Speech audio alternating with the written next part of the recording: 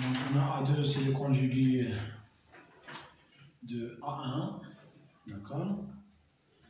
Donc on applique la méthode de résidus, donc A1 égale A, puis moins G oméga, fois I de P, donc, et puis moins G oméga s'annule pour P égale à G oméga, donc on aura V max oméga que divise R plus LP fois P plus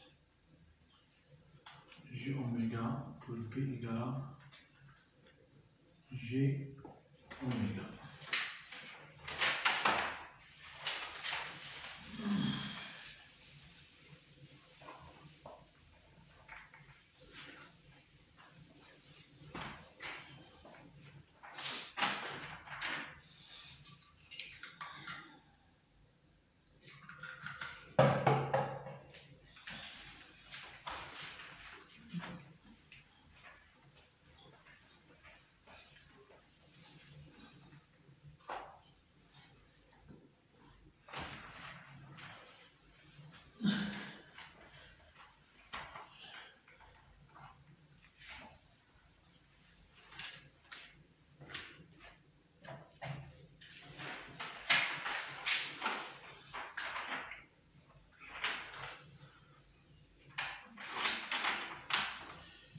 Donc A1 égale, donc V max fois oméga que divise R plus L G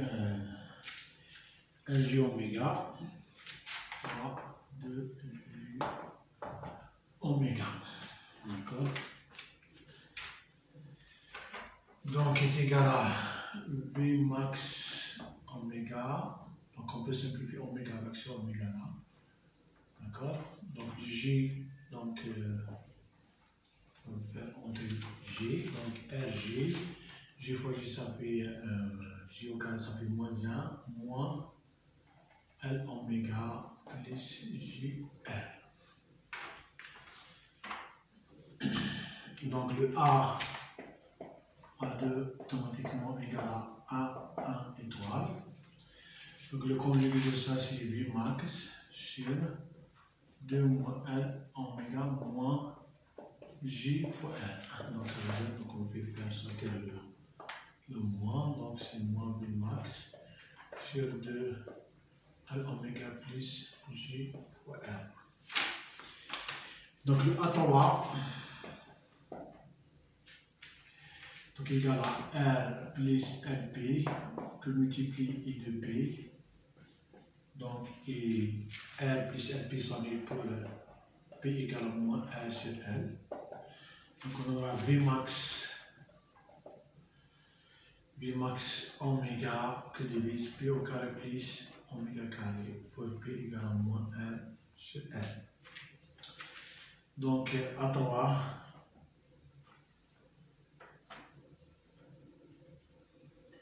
égale V max oméga que divise moins 1 sur L au carré plus oméga carré. Donc on aura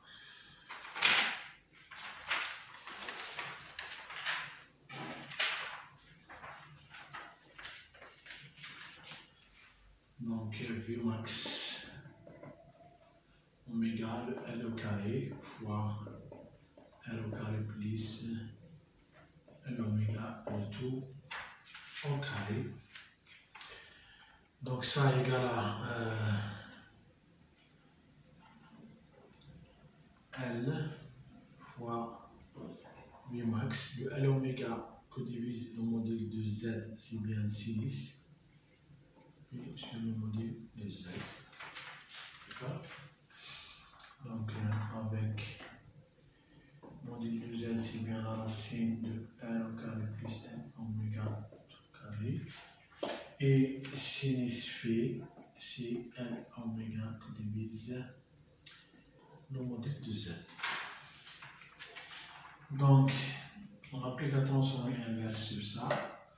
Donc, ça nous donne A1 fois exponentielle J oméga t plus A2 exponentielle moins J plus, donc on va faire sortir le L, donc A3 sur L exponentielle moins T sur tout. D'accord? Donc comme A2 il est le conjugué de A1 et exponentiellement J oméga c'est le conjugué de exponentielle J oméga, donc ça veut dire que A1 fois RJ oméga c'est le conjugué de A2 exponentielle moins J oméga, bien inversement A2 exponentielle J moins J oméga c'est le conjugué de A1 fois exponentielle J oméga t. Ça veut dire que la somme de ci de là, ça donne 2 fois le réel de ça. Donc,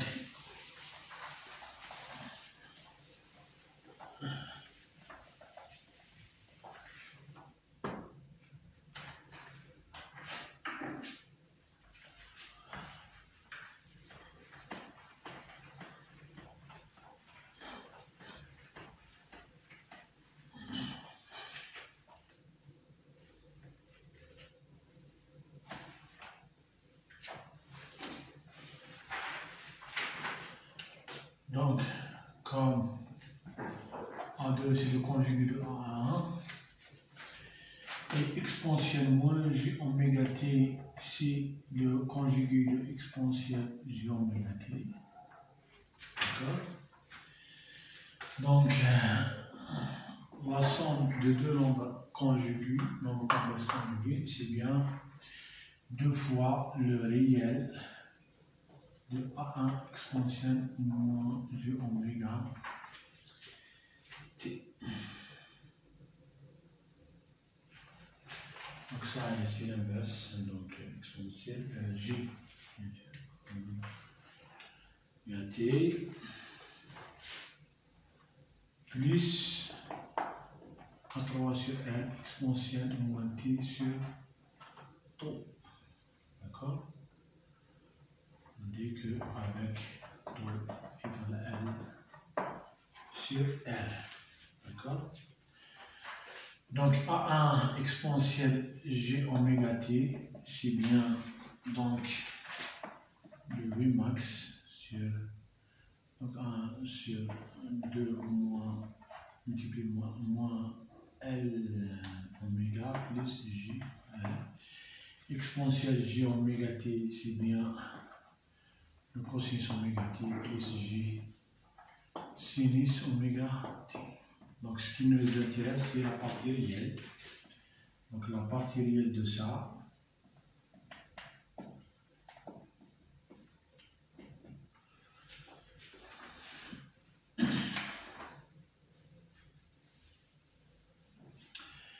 bien avant de calculer la partie réelle, on va ici de multiplier par le conjugué de ça. Donc c'est bien sûr le 1 demi, donc V max, moins L oméga moins J R qui divise. Donc la partie réelle au carré plus la partie imaginaire au carré. Qui multiplie cosinus oméga t J sinus oméga t.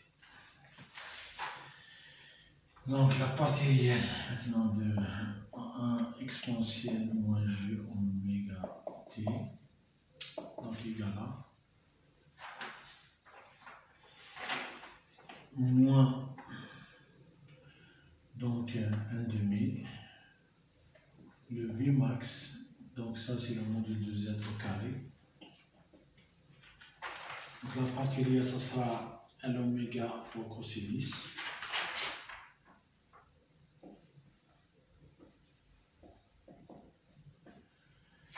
Et J fois J, ça fait J au carré, c'est moins 1, ça fait moins R sinus oméga. D'accord? Donc moins 1 demi le V max sur la partie, la module de Z. Donc, on aura L oméga sur le module de Z fois cosinus oméga t moins L sur le module de Z fois sinus oméga t.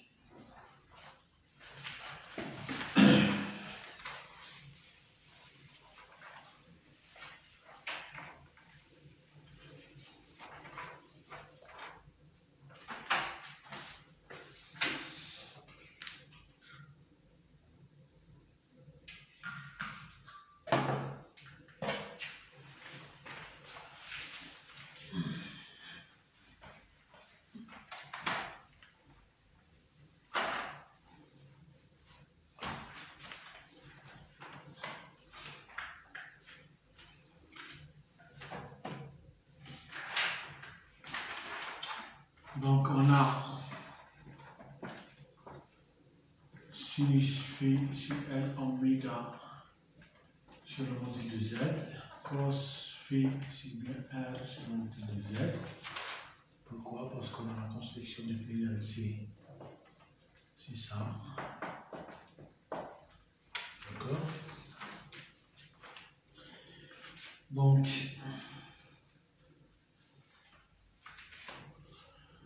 2 fois la partie réelle de A1 exponentielle sur oméga t. Donc c'est bien. Donc on va multiplier les 2 fois donc ça va simplifier. D'accord? Donc il me reste le module, le bimax sur le module de Z. Donc on va faire entrer le moins. Donc ça sera R sur le module de Z, ça veut dire cosinus phi, sinus oméga t, cosinus phi, moins L oméga sur le module de Z, c'est bien sinus cosinus oméga t. Donc ça donne bien Vmax sur le module de Z. D'accord? Donc ça c'est sinus oméga t moins phi. D'accord? Donc le courant I de T donc, est égal à 2 fois la partie réelle de ça, plus la proportion oméga exponentielle moins T sur tau. D'accord?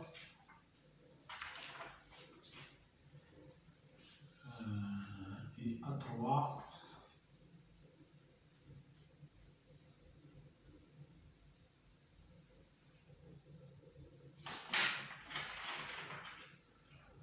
c'est déjà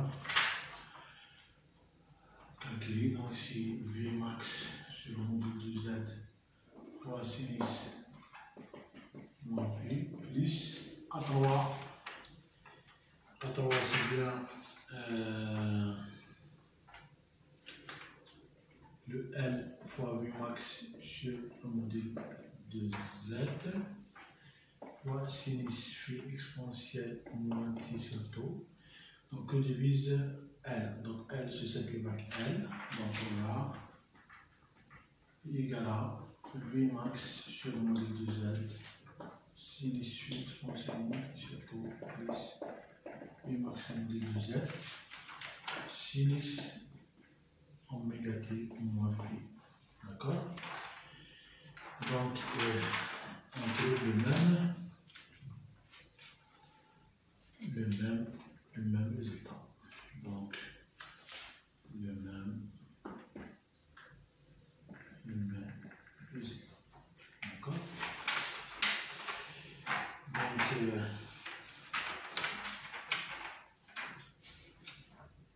même résultat.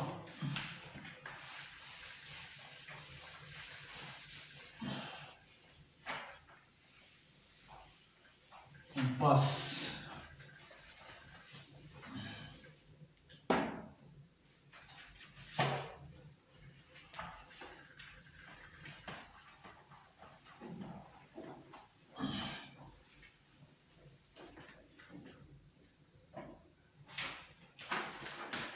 question B. Donc, origine harmonique permanente. Donc, origine permanente.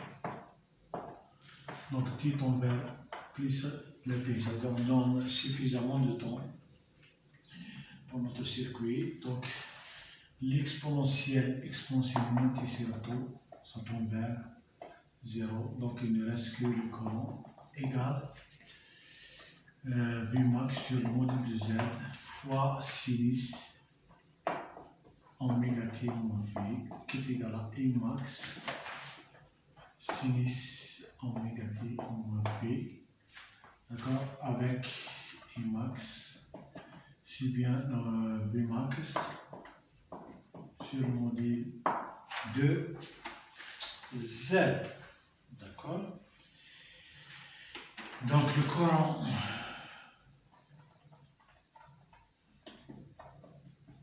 I de T est en retard par rapport à la tension du générateur V de T, d'accord, ce qui montre que le circuit a un comportement inductif RL, d'accord.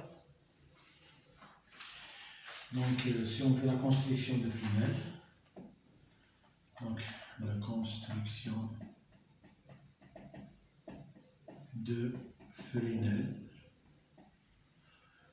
donc on va présenter notre fonction sinusoïdale par un vecteur dont le modèle est égal à l'amplitude maximale et l'angle qui fait avec l'horizontale, c'est bien la phase initiale. Donc pour la tension, donc à une phase initiale égale à 0, le courant est en retard, ça veut dire qu'il a un déphasage de fil par rapport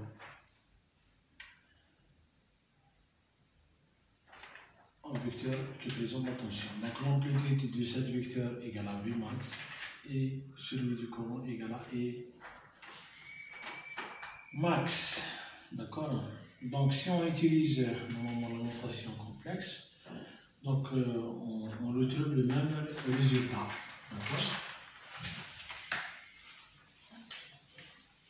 Donc on peut faire le calcul autrement,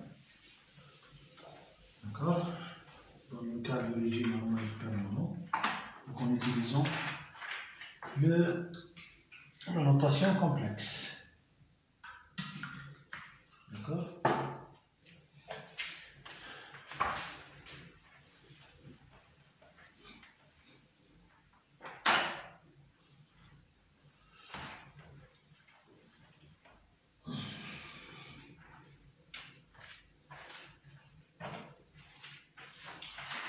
Donc, au régime harmonique permanent, donc on peut faciliter encore davantage le calcul, d'accord, en utilisant la notation complexe, d'accord. Ça veut dire que la tension I de T, donc ça sera égal à Vmax exponentielle J oméga T, d'accord, J oméga T. Donc le courant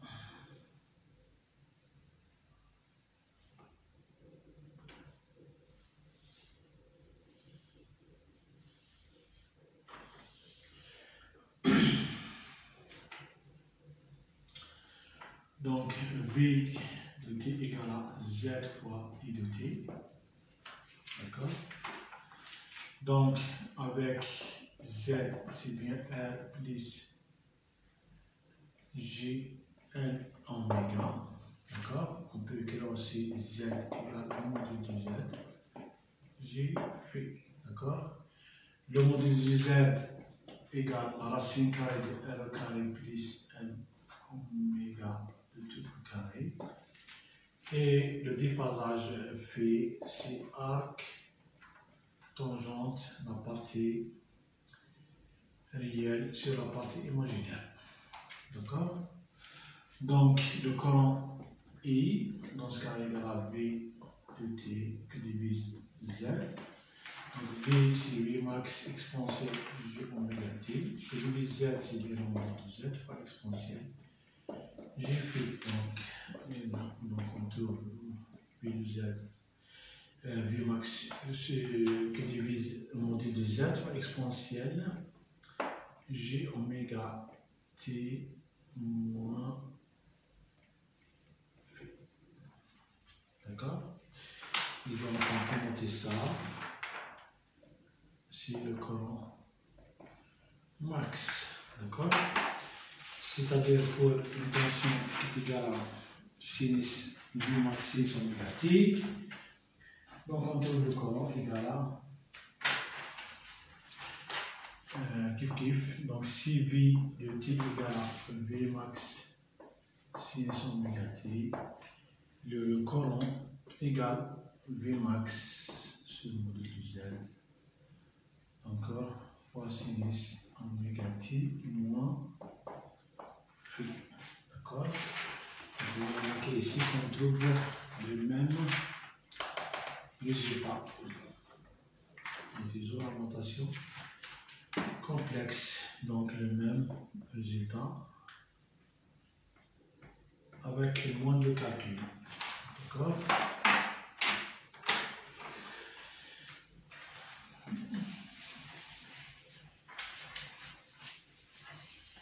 Donc on va essayer de calculer ou bien démontrer l'expression de l'impédance.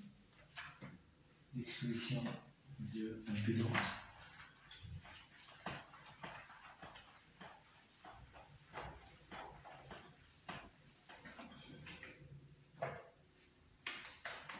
C'est déterminer l'expression d'impédance. L'expression de l'impédance.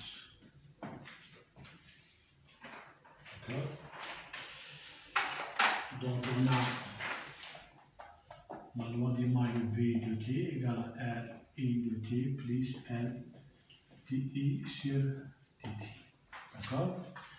Donc si on utilise la notation complexe, donc V égale à V max exponentielle J oméga T.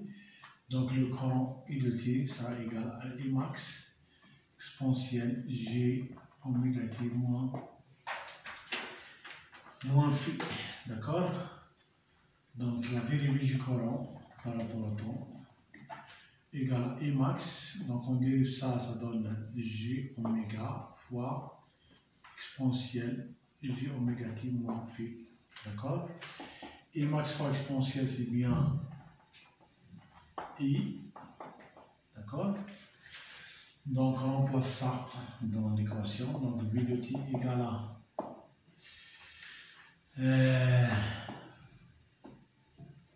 d'accord? Donc V de T égale à R I de T plus L I sur dt, donc c'est L J oméga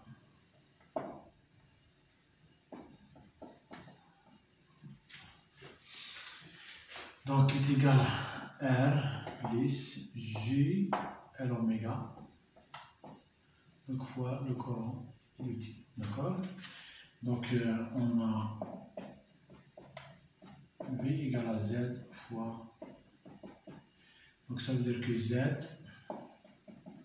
égale à R plus J L oméga. Donc Z donc sur la forme complexe, donc égale à, donc sa partie réelle c'est la partie résistive et sa partie imaginaire c'est la réactance L oméga.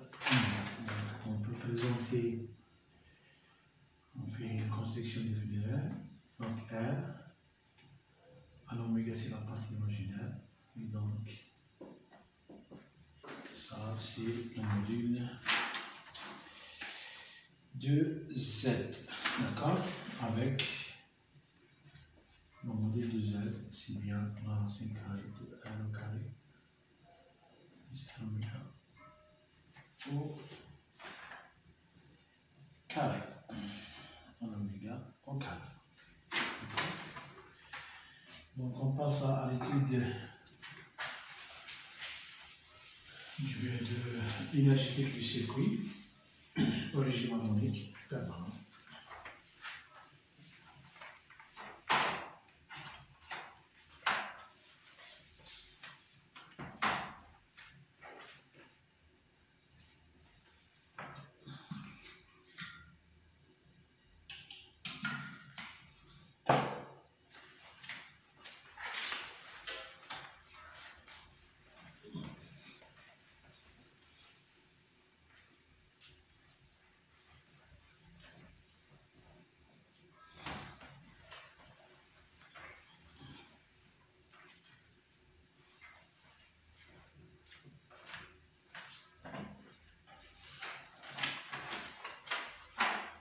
D,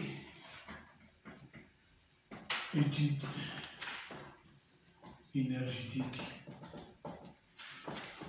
du circuit. Étude énergétique du circuit. Donc on a notre circuit régime harmonique permanent qui alimente par la tension sinusoïdale. Donc le courant oscille sur la sinusoïdale.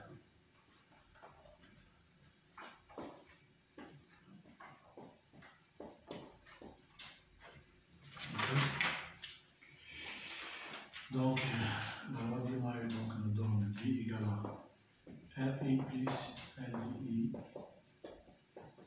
sur dt. D'accord? Donc, si on multiplie par I dt, d'accord, on a RI au carré dt plus L et de t, donc dt sur cette probabilité.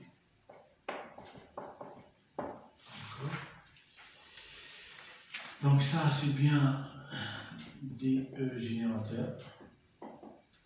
Donc ça c'est DE perte joule dans la résistance plus D EL, l'énergie emmagasinée dans la bobine. D'accord? Donc si on enlève le différentiel, donc on aura l'énergie divisée par le générateur égale la somme des deux énergies, d'accord, celles qui partent en chaleur par effet de résistance, plus l'énergie emmagasinée dans la bobine sous forme magnétique, d'accord. Donc EL, donc on a déjà calculé son expression, c'est un demi L et E carré, donc ça c'est l'énergie stockée sous forme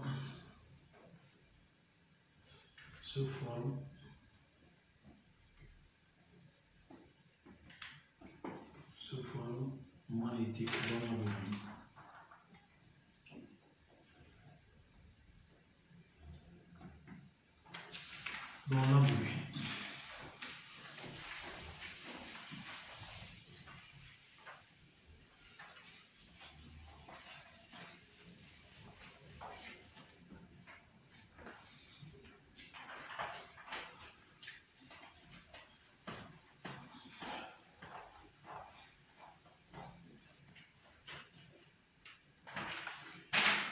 Donc,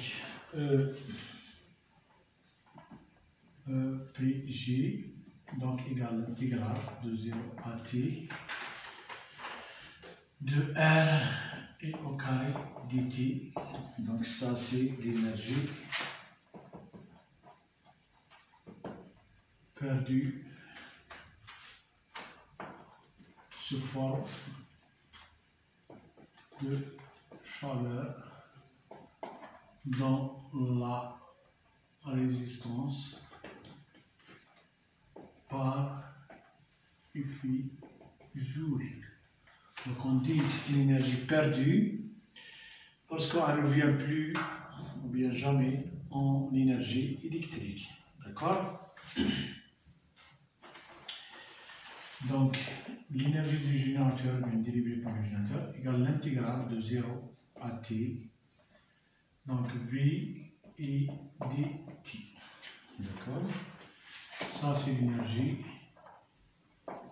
fournie ou bien donnée par le générateur de tension.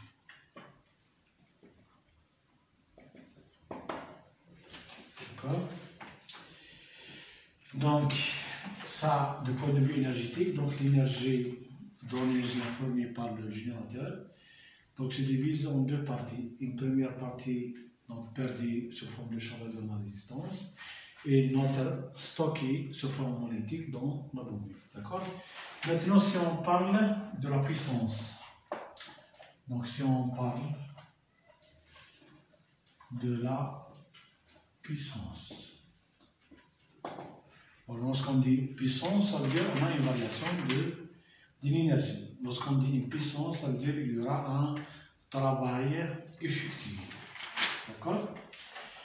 Donc, en termes de puissance, donc V fois I, donc on multiplie cette équation par I, donc ça sera R, I au carré plus L, I, DI sur dt. D'accord?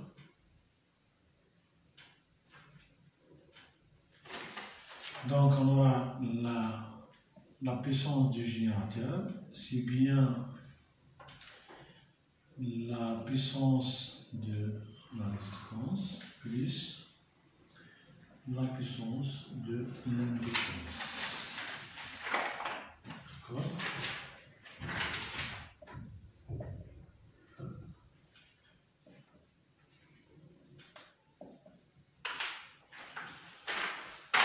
Bon, donc on va essayer de calculer la moyenne. Calculons la puissance